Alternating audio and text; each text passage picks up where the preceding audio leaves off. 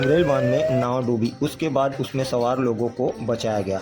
आपको बता दें कि दरअसल यह एक मॉक ड्रिल थी जो कि बांध में आपात स्थिति आने पर सुरक्षा की तैयारियों को लेकर की गई थी।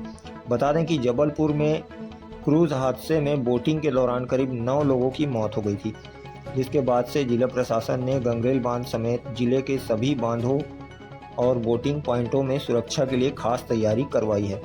साथ ही सभी सुरक्षा मानकों का भी निरीक्षण किया गया है। शनिवार की शाम करीब 5 बजे के आसपास जबलपुर की उस घटना के मद्देनज़र गंगरेल बांध में भी कलेक्टर अविनाश मिश्रा के निर्देशन में आपात स्थिति के लिए यह मॉक ड्रिल कराई गई थी, जो कि सफल रही। आइए देखें इस दौरान क्या हुआ।